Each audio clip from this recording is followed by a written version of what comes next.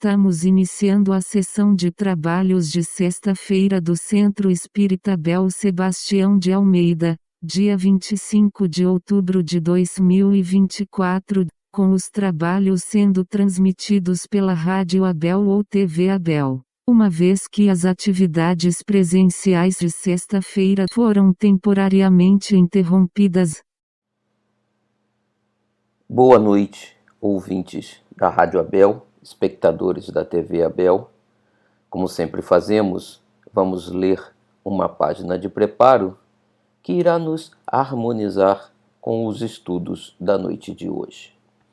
A página que leremos do livro Lampadário Espírita, pelo espírito de Joana de Ângeles, na psicografia de Divaldo Pereira Franco, é denominada Necessidade da Reencarnação. E Joana de Ângeles nos diz: as lutas têm sido cruéis. Dificuldades me assinalam os passos em todo lugar. Sofro em demasia. Clamam com irreflexão aqueles que jornadeiam, desatentos, a trilha evolutiva. Acompanho a marcha do progresso e constato que o êxito a coroar tantas cabeças não me alcança. Creio que em breve desistirei da luta. Rebelam-se os companheiros do labor diário em pleno campo redentor. Fracassos me seguem nos melhores empreendimentos, conduzindo-me a desespero infrene. A dor é comensal dos meus dias. Que fazer? Refletem de mente desalinhada os que se distanciam da fé racional e se consomem em interrogações aflitivas. No entanto, todos esses que seguem sob aparente amargura aprendem na enxerga da aflição a valorizar os tesouros divinos que malbarataram por leviandade ou loucura. Recomeçam pelos sítios em que desertaram da vida, fixando experiências que a rebeldia, mal contida, ainda hoje transforma em novos cardos a se lhe cravarem nos tecidos sutis da alma. Tem paciência diante da aflição punitiva ou libertadora. Não te recolhas à análise deprimente dos fatos ou das oportunidades. Enquanto contabilizas desditas, ouvidas a claridade estelar, espargindo luminosidade, seja durante o dia, seja na escuridão da noite. Tudo são lições. O desgosto de agora transformar-se-á em proveitosa experiência de amanhã. Caminho percorrido, local identificado. Afervora-te ao exame do trabalho sem a desarmonia ansiosa dos resultados que temes. O que hoje parece insucesso, logo mais se converterá em dadivoso bem. A reencarnação significa precioso ensejo de sublimar e superar, registrando como bênçãos nos refolhos da alma as experiências de libertação do imediatismo e da extravagância. É expressivo o retorno à carne para refazimento das experiências deixadas à margem. Tantas se fazem necessárias quantas as oportunidades de evoluir até chegar à perfeição. Nunca se nos deparam os mesmos recursos no roteiro da vida, nas mesmas condições. Não pisarás duas vezes as águas no mesmo rio. Embora retornes ao local da véspera, as águas que fluem não são as mesmas. A oportunidade, conquanto se nos apresente assinalada pelo nosso desagrado, representa a preciosa dádiva. Transforma, portanto, a dor em cântico de júbilo. Cada etapa vencida é vitória conquistada a marcar os teus triunfos sobre as próprias lutas incessantemente, até conquistares a paz em plenitude. Não fossem os dissabores e os estímulos para as tarefas, desapareceriam. A reencarnação ficaria destituída de valor se não burilasse os espíritos quando do retorno iluminativo.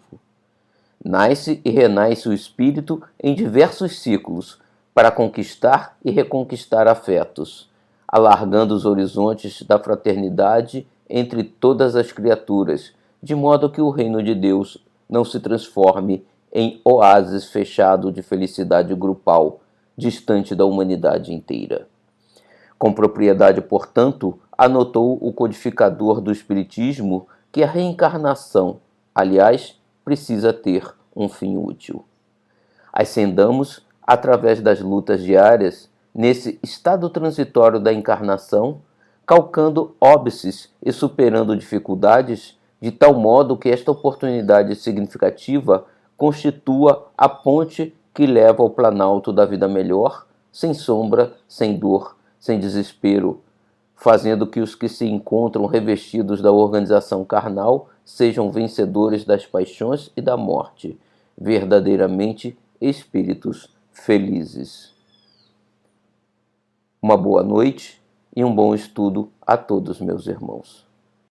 Olá, irmãos, frequentadores da Casa de Abel Sebastião de Almeida e todos aqueles que nos acompanham através da internet, pela TV Abel ou pela Rádio Abel. Dando continuidade ao estudo do Livro dos Espíritos, hoje nós vamos examinar as questões 873 a 879. Elas estão na parte terceira das leis morais, no capítulo 11, da Lei de Justiça, de Amor e de Caridade. O tema é Justiça e Direitos Naturais. Então, no estudo de hoje, nós iremos verificar alguns tópicos, como se segue abaixo. O sentimento de justiça, ele vem da natureza ou ele vem de ideias pré-adquiridas?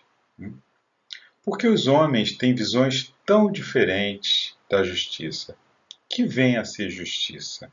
Qual é a base, dessa justiça? Viver em sociedade tem alguma coisa a ver com justiça? Como sabemos o limite do nosso direito?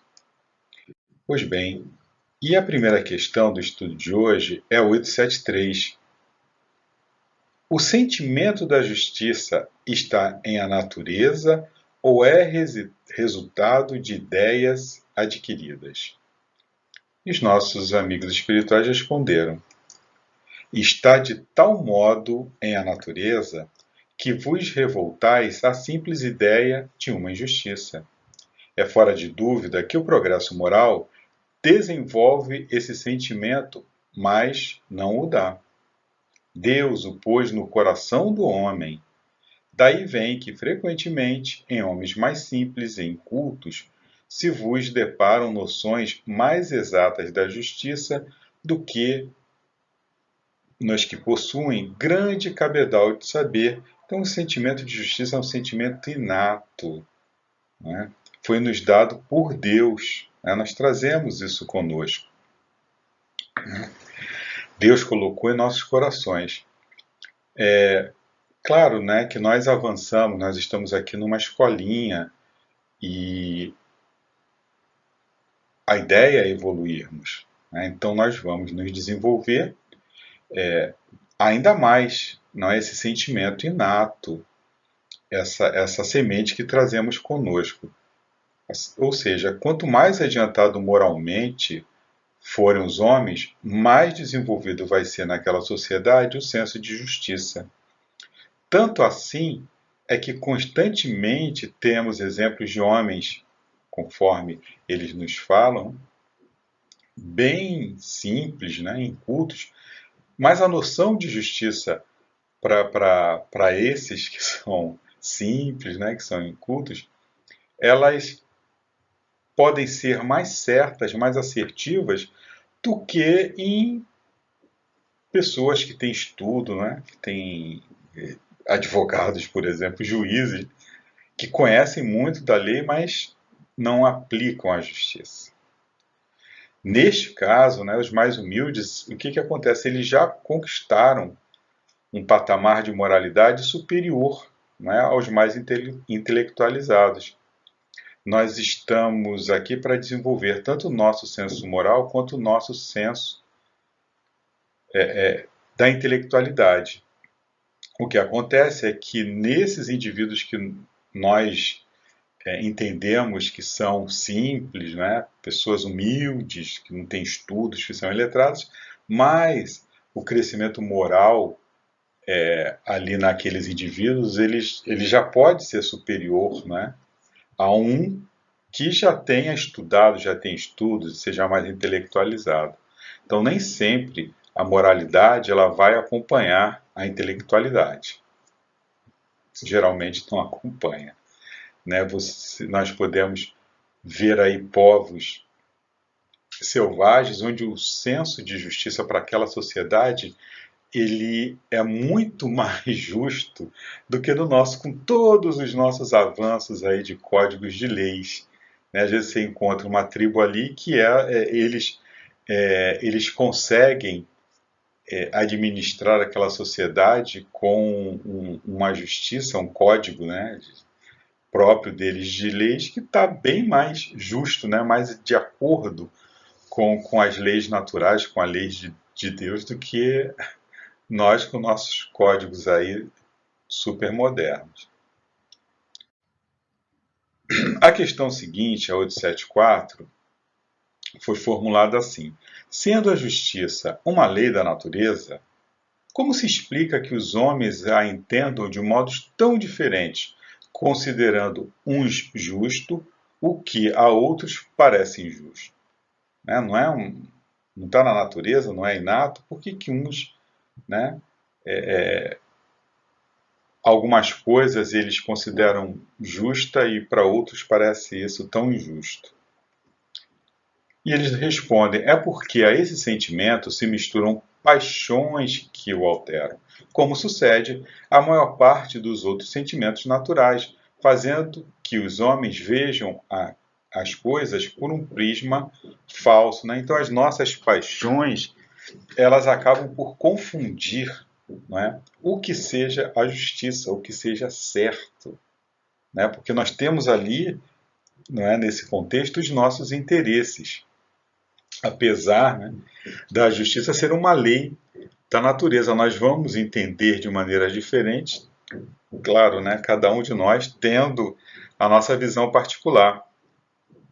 E isso devido ao ainda não desenvolvido senso de justiça que vai se misturar aí com os nossos vícios, com as paixões que nós ainda carregamos.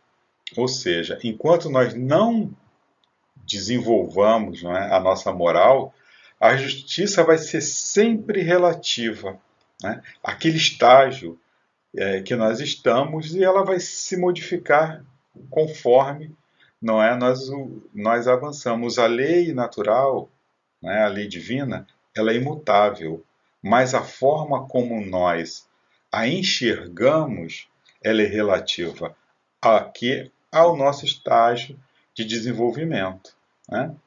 Então, eu vou sempre olhar a justiça, isso aí é justo, depende. É justo para quem? Né? Se for me beneficiar, é justíssimo. Se for beneficiar o outro e me prejudicar, aí eu já começo, não é, a achar aí aqueles atalhos e modificar aquela lei que seria natural. Por quê? Porque eu estou colocando ali os meus interesses, as minhas paixões e os meus vícios ainda.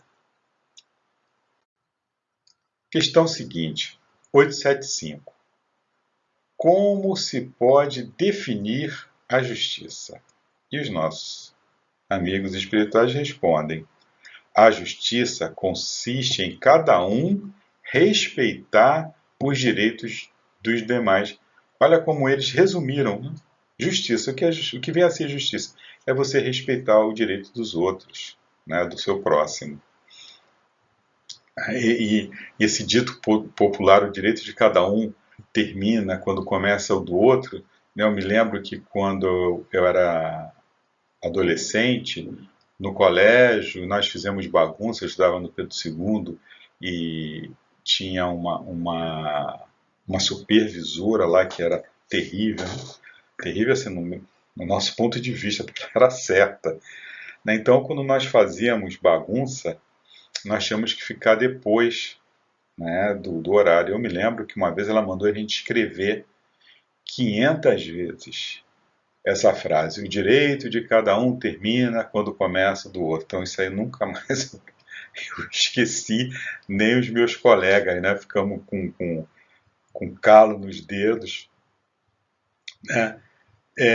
Se bem que amenizou, né? Mas não resolveu o problema, mas enfim, foi um castigozinho que ficou. Nós pensávamos bem antes de fazer, né, algazarra, né? E foi bom, foi interessante porque é, essa disciplina que nos foi aplicada serviu realmente para fazermos uma reflexão, né? Porque o nosso barulho incomodava, não é, o professor que estava dando aula na sala ao lado, né? Faltava um professor, pronto, a sala de aula virava um palco de guerra, de brincadeiras, enfim.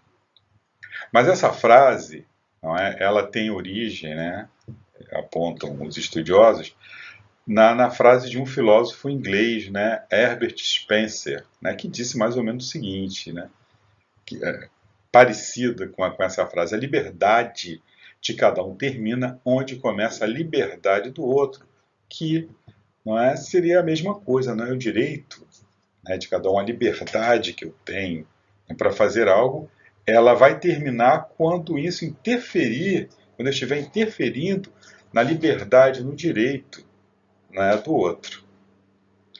Vamos então para a questão seguinte, que na realidade é um desdobramento da 875, que é a 875A, que é o que determina esses direitos. Né? O que determina esses direitos dos outros? Eles respondem duas coisas: a lei humana e a lei natural. Tendo os homens formulado leis apropriadas a seus costumes e caracteres, elas estabelecem direitos mutáveis com o progresso das luzes. Vede-se hoje as vossas leis, aliás imperfeitas, consagram os mesmos direitos que as da Idade Média. Entretanto, esses direitos antiquados, que agora se vos afiguram monstruosos, pareciam justos e naturais naquela época. Nem sempre, pois, é acorde com a justiça o direito que os homens prescrevem. Demais, este direito regula apenas algumas relações sociais, quando é certo que na vida particular há uma imensidade de atos unicamente da alçada do tribunal da consciência. Se nos tempos primitivos, se o crime, o traje, ele era resolvido por meio da vingança. Né? Isso lá atrás, né? Você me fazia alguma coisa, eu me vingava de você. Né? Prevalecendo que a força física do indivíduo ou daquela tribo, daquele grupo. Né? A ofensa e, portanto, o direito de vingar-se se estendia a todo o clã. Então você fazia mal a mim, o clã ia lá e se vingava, né? Numa espécie assim de responsabilidade coletiva. Então os primeiros códigos aí que se tem notícias, né, que a arqueologia nos mostrou, eles vêm aí de um código muito antigo de Ur-Namur, né, de 2040 a.C., depois de Hammurabi, né, de 1850 a.C., o Código de Moisés, né, de 1271 a.C., são códigos, né, que ajudaram a forjar a nossa justiça, os nossos códigos atuais. Né? Mas eram códigos ainda imperfeitos. Né? Esses códigos, por exemplo, eles falavam o seguinte: olha, se você matar um indivíduo, então você é condenado à morte. Se você deflorar a esposa virgem de um homem, você é condenado à morte. Então, se você roubar, um indivíduo que rouba, ele seja condenado à morte também. Então não havia uma proporcionalidade à pena, era tudo resolvido na base do... você fez alguma coisa, você prejudicou, você está fora daquele contexto, morre. Né? Bom, com o desenvolvimento social, o que acontece? Surge a lei de Talião, onde vai ser estabelecido que uma proporcionalidade entre a ofensa e a reparação, né? Ou seja, olho por olho, dente por dente. Pelo menos o crime ali ele vai guardar uma proporcionalidade, não é? com a pena, né? Mais tarde, com o avanço da sociedade, né, dos grandes impérios, você tem aí um império que modificou, não é, toda um pensamento global, vamos dizer assim, que foi o Império Romano, né, com um direito ali bastante avançado, um código civil penal bastante avançado, e, enfim, a base desse código de leis romanas, ele foi aprimorado, né, e ele serve de base para os códigos civis da maioria dos países aí, não é, modernos. Né, você vai ver lá o fundamento daquilo está lá no direito romano, né, desde a época lá do Império Romano, né. Mas o que ele fala aqui no último trecho, né, da resposta é muito interessante, não é, que esse direito ele regula apenas algumas relações sociais, mas que existem coisas, né, atos que são unicamente da alçada do tribunal da consciência, e esses códigos não alcançam isso, né? Então tem coisas que não são crimes, mas a gente se questiona, é ético? É moral? Né? Alguém que possua riquezas, por exemplo, mas sendo egoísta e indiferente ao sofrimento alheio, ele não vai ser punido pela lei civil. Não tem nenhuma lei que te condene. Né? Eu não ajudei uma pessoa que estava em dificuldade. Não existe lei em nenhum país do mundo, né, que te puna porque você não ajudou alguém. Né? Mas você vai ser cobrado pela consciência, pela lei natural. Quando chegarmos lá no plano espiritual, eu falei, poxa, mas você tinha tanto e você fez tão pouco, você poderia, né? Quando nós tivermos a noção de que nós somos usufrutários dos bens divinos, né? Que Deus nos coloca esses bens nas nossas mãos para que nós possamos administrá-los, mas que também eu possa beneficiar aquela sociedade a qual eu pertenço. Né? E o que acontece é que nós não queremos saber disso, né? A gente quer o nosso e a gente só enxerga o nosso umbigo e aqueles que fazem parte ali do nosso círculo íntimo, né? Enquanto nós poderíamos estar usando esses recursos para realmente beneficiar aqueles indivíduos, né? Que convivem conosco num sentido mais amplo. E vamos para a questão seguinte, a 876. Posto de parte o direito que a lei humana consagra, qual a base da justiça segundo a lei natural? Você colocando de lado o direito dos homens, qual a base da justiça da lei natural? E eles responderam, disse o Cristo, queira cada um para os outros o que quereria para si mesmo. No coração do homem, imprimiu Deus a regra da verdadeira justiça, fazendo que cada um deseje ver respeitados os seus direitos. Na incerteza de como deva proceder com seu semelhante em dada circunstância, trate o homem de saber como quereria que com eles procedessem, em circunstância idêntica. Guia mais seguro do que a própria consciência, não lhe podia Deus haver dado. Então está dentro da nossa consciência. Né? E o Cristo reafirmou isso, né? Faz ao próximo aquilo que gostaria que fizesse para a ti mesmo, né? Efetivamente, o critério da verdadeira justiça está em querer cada um para os outros o que para si mesmo quereria, e não em querer para si o que quereria para os outros, o que absolutamente não é a mesma coisa. Não sendo natural que haja quem deseje o mal para si, desde que cada um tome por modelo o seu desejo pessoal, é evidente que nunca ninguém desejará para o seu semelhante senão o bem.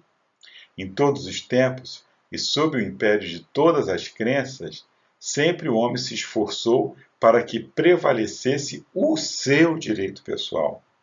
A sublimidade da religião cristã está em que ela tomou o direito pessoal por base no direito do próximo. Então a coisa muda de figura, né?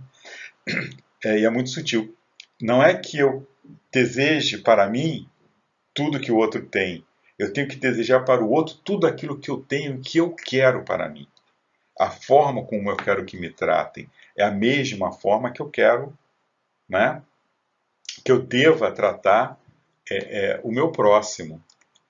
Lá no Evangelho segundo o Espiritismo, no capítulo 11, né, Amar ao próximo como a si mesmo, você tem isso, né, bem detalhado. Fazer aos homens tudo o que queirais que eles vos façam, pois é nisso que consistem a lei dos profetas. Né? Está em Mateus, capítulo 7, versículo 12. Amar o próximo como a si mesmo. Fazer pelos outros o que quereríamos que os outros fizessem por nós. É a expressão mais completa da caridade, porque resume todos os deveres do homem para com o próximo. A prática dessas máximas tende à destruição do egoísmo. Quando as adotarem para a regra de conduta e para a base de suas instituições, os homens compreenderão a verdadeira fraternidade e farão que entre eles reinem a paz e a justiça. Só quando chegarmos nesse ponto, né? É essa a questão. E nós fazemos isso? Não. Então, nós temos paz e justiça no mundo? Não temos. Não temos. Porque nós não desejamos para o próximo aquilo que nós desejamos para nós mesmos. Nós somos muito egoístas ainda. Muito egoístas. Né? No individual, né? No familiar, né? Quando eu saio de mim. Mas aí o próximo passo é o quê? A família. Então eu quero para a minha família. Né? Aí saindo disso, é para a minha cidade, é para o meu país. Né? Tudo sempre gira em torno do ego, do meu. Né? O meu time. Meu time é melhor que o seu. O meu time tem que ganhar. Nós estamos sempre nessa disputa. Não é? O nosso orgulho está sempre por trás disso, o nosso egoísmo, né? que são a base de todos os nossos erros, mas estamos aqui para caminhar, para aprender, e cada vez mais a gente vai, né, hoje em dia, graças a Deus, a gente já consegue enxergar, não é? E principalmente aí nessas catástrofes, nas grandes catástrofes, esse sentimento de ajuda ao próximo aí acontecendo, né? Seja numa cidade, na nossa própria cidade, numa cidade vizinha, num outro estado, num outro país, nós já conseguimos ver, né, esses avanços aí, e é o caminho natural. Né? Nós estamos evoluindo e vamos chegar até o ponto onde isso aí vai ser, essas barreiras, né, que nós criamos, que são barreiras criadas pelo nosso egoísmo, elas venham a cair. Questão seguinte, questão 877. Da necessidade que o homem tem de viver em sociedade, nascem-lhe as obrigações especiais? Nós precisamos viver em sociedade para evoluir. Né? É dessa necessidade que nascem essas obrigações especiais? Eles respondem: certo, e a primeira de todas é a de respeitar os direitos de seus semelhantes. Aquele que respeitar esses direitos procederá sempre com justiça. Em o vosso mundo, porque a maioria dos homens não pratica a lei de justiça, cada um usa de represálias. Essa a causa da perturbação e da confusão em que vivem as sociedades humanas. A vida social outorga direitos, mas, né, impõe deveres recíprocos. O homem ele tem a necessidade de viver em sociedade.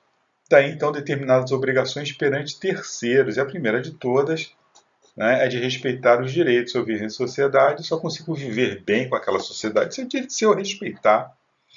Né? Senão, a sociedade, a ideia de sociedade, né, que é você viver em grupo. Quando você vive em grupo, você tá trocando.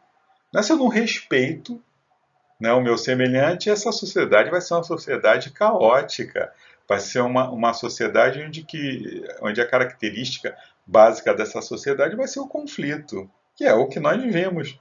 Né? Nós conseguimos viver em sociedade, bem pacificamente, né? Nós nascemos nos nossos lares, nós somos educados, nós temos os nossos trabalhos, corremos atrás, a gente consegue usufruir, né, dos bens que nós amealhamos, nós conseguimos viver em paz?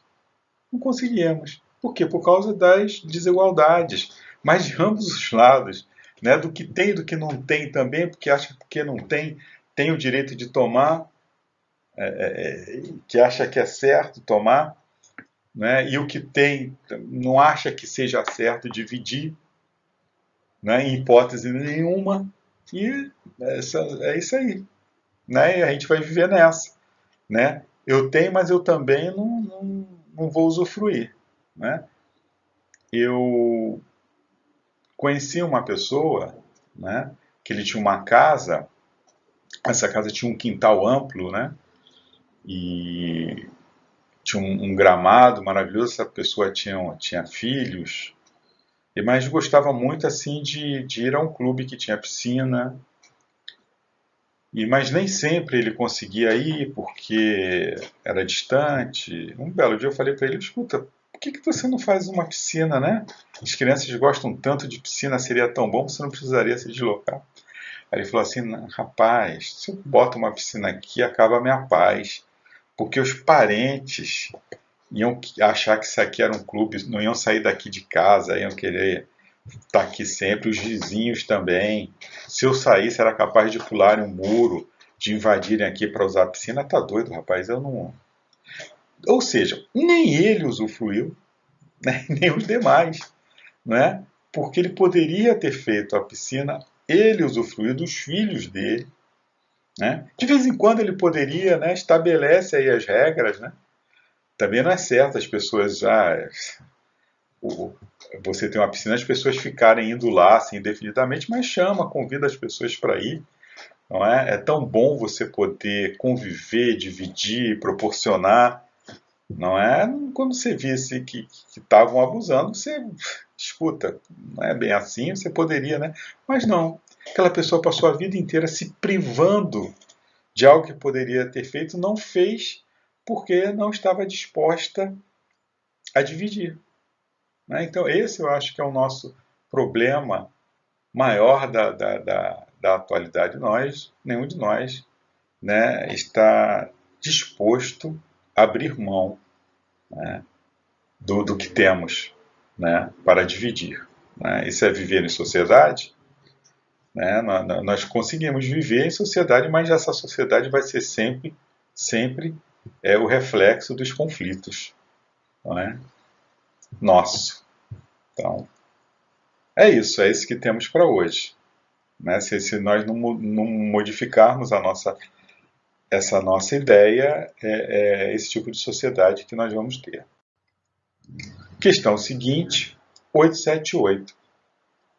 Podendo o homem enganar-se quanto à extensão do seu direito, que é o que lhe fará conhecer o limite desse direito?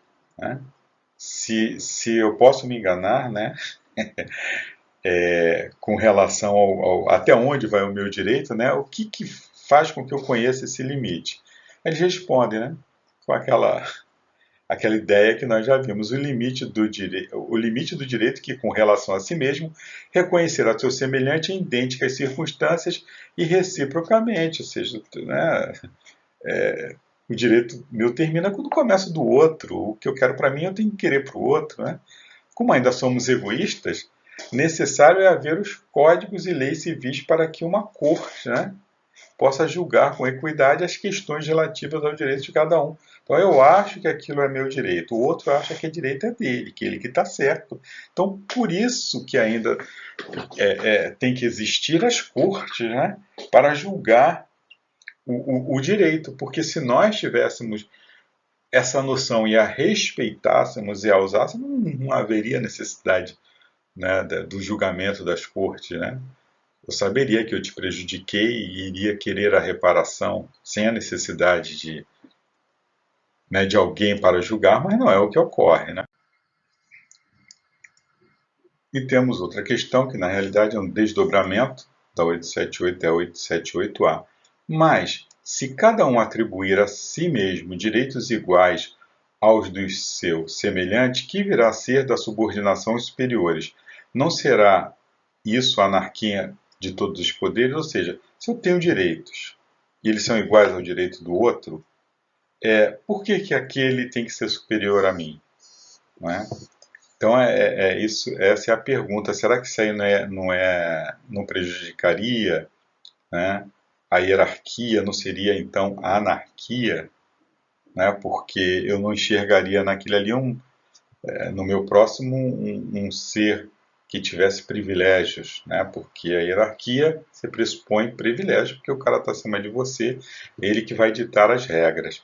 Então é esse o questionamento, essa é a ideia da pergunta. E olha o que eles responderam. Os direitos naturais são os mesmos para todos os homens, desde os de condição mais humilde até os de posição mais elevada. Deus não fez uns de limo mais puro do que o de que se serviu para fazer os outros, e todos, aos seus olhos, são iguais. Estes direitos são eternos. Os que o homem estabeleceu perecem com as suas instituições. Demais, cada um sente bem a sua força ou a sua fraqueza, e saberá sempre ter uma certa deferência para com os que o mereçam por suas virtudes e sabedoria. É importante acentuar isso para que os que se julgam superiores conheçam os seus deveres, a fim de merecer essas deferências. A subordinação não se achará comprometida quanto à autoridade for deferida à sabedoria. Então, eu tenho sempre que enxergar, muito embora eu tenha os mesmos direitos, né, a justiça, né, nós somos iguais, mas vai ter sempre um que eu vou reconhecer, né, naquele ali tem mais condições, não é, de comandar, de liderar do que eu. Aquela pessoa que lidera, ele tem que ter a consciência que ele tem a responsabilidade, né? E essa autoridade, não é, ela não vai se achar comprometida quando essa autoridade for deferida à sabedoria, né? Não à força física ou ao poder econômico, mas o mais sábio, né? O mais apto, né, a estar naquela posição. Quando chegarmos ao ponto, né, de reconhecermos realmente os direitos do próximo, nós já vamos estar bem avançados moralmente e, portanto, mais obediente, vai ser mais natural, né, a essa hierarquia, né, constituída pelos que apresentem condições, né, tanto morais quanto intelectuais, para isso. Né? Então, isso aí é algo também que acompanha a nossa evolução. Né? Lá no passado, nós reconhecíamos o líder porque era o cara que tinha mais força, mais poder, né? O mais forte da tribo. Né? Depois era aquele que tinha mais poder, o que é mais inteligente, que amealhava, que sabia. Né? Nós fomos crescendo, as relações sociais foram se aprimorando. Né? O mais estratégico, o mais sábio, esse era o líder. Depois, né, o poder, o que tinha mais poder, aquele poder, o homem encontrou uma formulazinha de perpetuar esse poder, né, passando para os seus herdeiros. Nem sempre aqueles herdeiros, eles herdavam também a sabedoria, a força do pai, naturalmente. Aí eles eram retirados de cena, né, ou se perpetuavam ali, o povo acabava sofrendo as consequências daquilo, mas isso tudo é o que? É relativo. Vai ser relativo ao quê? A lei natural muda? Não, a lei natural não muda, ela é igual para todos. Né? O que muda é a nossa perspectiva, é o nosso crescimento. Aí nós vamos olhar numa outra ótica. Né? Quem é que vai ser o líder? É o cara que tem mais recursos? É o cara que tem mais poder econômico? É o mais bonito? É o mais famoso? Não. cara, para ser o meu líder, ele tem que ser moralmente, eu tenho que entender que ele é moralmente superior a mim, moralmente mais sábio do que eu. Aí, isso é claro, vai acontecer numa sociedade que esteja, não é, mais evoluída. Mas nós estamos caminhando para isso, essa é a ideia, né, que isso um dia aconteça. Nós temos que ter fé e acreditar nisso, fazermos a nossa parte. E, finalmente, a última questão, 879. Qual seria o caráter do homem que praticasse a justiça em toda a sua pureza? Olha que eles respondem: o do verdadeiro justo, a exemplo de Jesus, porquanto praticaria também o amor do próximo e a caridade, sem os quais não há verdadeira justiça. Então, sem o amor do próximo e caridade, não há verdadeira justiça. E o que eu tenho que me aproximar? De quem que eu tenho que me aproximar? Jesus. Esse é o exemplo maior que nós temos, né? O caráter do homem que praticasse a justiça em toda a sua pureza é o mesmo caráter de Jesus. Então eu tenho que me aproximar de Jesus para praticar, né, a verdadeira justiça em toda a sua pureza. Nós fomos criados simples e ignorantes, nós avançamos alguma coisinha. Hoje, né, estamos estagiando no planeta, nesse planetinha, que é a nossa escola, que guarda relação com o nosso crescimento espiritual atual. Tem pessoas que, eu quero sair desse planeta, eu quero... Gente, a gente só vai sair daqui depois que a gente fizer daqui, né, um planeta melhor para se viver. Né? A culpa não é do planeta. Nós fazemos, né, a casa. Nós que arrumamos a casa. Mas a nossa destinação, qual é? É sermos espíritos puros, condição na qual seremos plenamente justos. Então, quando nós mais nos aproximarmos de Jesus, mais justos nós estaremos sendo. Então é isso, meus irmãos. O estudo da noite de hoje, que a luz, a paz, o amor de Jesus permaneça em nossos corações. Vamos estudar sempre aí essa referência, que é o Livro dos Espíritos, que nos esclarece, né, com relação a essas questões que tanto ainda, né, nós temos tantas dúvidas.